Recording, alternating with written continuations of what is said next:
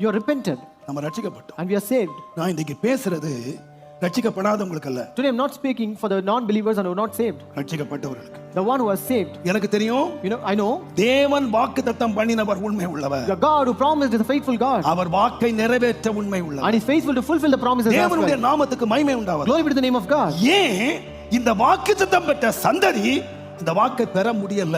But why was the descendant who received the promise were not able to inherit it? நீங்கள் சரித்திரம் முழுவதும் வாசிங்கன்னா When you read the entire history, அவங்க அழிஞ்சது வாயால. சொல்லுகிற வார்த்தை கடினமா இருக்கலாம். the words you can see, it might be difficult, but it's இந்த true. மரணத்தை கொண்டு வந்தது என்னது? What did bring this death? மரணமும் ஜீவனும் நாவின் அதிகாரம். Death and life are in the power of your tongue. கர்த்தருடைய வேதம் சொல்லுகிறது, The word of God says, உன்னுடைய வாயின் வார்த்தையின்படி உனக்கு ஆக கடவது. let it shall happen according to the words of your mouth. ஏன் தெரியுமா? You know why? நாம தேவ சாயல்ல உருவாக்கப்பட்டவங்க. Because we were created in the form of God. நம்முடைய நாவுல தேவன் அதிகாரம் வச்சிருக்காரு. And God has created power in your mouth. நம்முடைய நாவு உருவாக்கும். And your tongue can create. நம்முடைய நாவு உருவாக்கும். Your tongue creates. நம்முடைய நாவு வெறுமையை நிறைவுள்ளதாக மாற்றும். Your tongue can change the voidness into நம்முடைய fullness. நாவு இருளை வெளிச்சமாக மாற்றும். Your tongue can change the darkness into light. நம்முடைய நாவு ஒழுங்கின்மையை ஒழுங்காக்கும். Your tongue can change the disorderliness into order. தேவன் நாவுல வச்சிருக்காரு. God has kept it in your tongue. ஆனா நீங்க என்ன சொல்றீங்க அடிக்கடி? But what are you confessing very often? பிரச்சனை சின்னதா வந்துட்டா, Though the problem is very small, செத்துட்டா பரவாயில்ல. it is better to die. செத்துட்டா பரவாயில்ல. It's better you die. நான் ஏன் இருக்கணும்? Why should I live? செத்துட்டா பரவாயில்ல. It's better I die.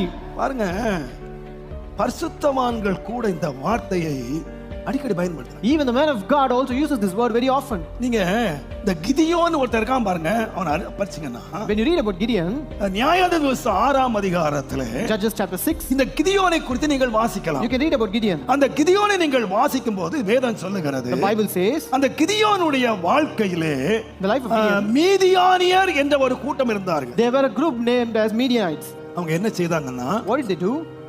இந்த இஸ்ரவேல் ஜனங்கள் இருக்காங்க பாருங்க, The Israelites were there. நிலத்தை உழுது They plowed, விதைச்சு they sowed, தண்ணீர் பாய்ச்சி and they watered, விளைச்சல் வர்ற வரைக்கும் பார்த்துக்கிட்டே இருக்கான். and they were looking until it was about to harvest.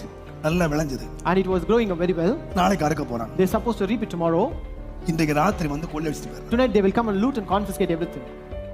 நாளைக்கு அறுத்துறலாம். Tomorrow we can reap it. நாளைக்கு பலனை காணலாம். Tomorrow we can see the நாளைக்கு என் பிரச்சனை தீந்துரும். tomorrow my problem will be solved. நாளைக்கு அறுவடை அடுத்து என்னுடைய களஞ்சத்துக்கு கொண்டு வருவேன். Tomorrow I will bring it into my barns. இன்றைக்கு ராத்திரி நான் நாளை களஞ்சத்துக்கு கொண்டு வருவேன் நினைக்கிறேன். Tonight I'm thinking that I will bring it into my barns ஆனா tomorrow. காலையில பார்த்தா, But when I see in the morning, மீதியானே ராத்திரி வந்து அறுத்துட்டு the போயிடும். Midianites will come and take away in the night.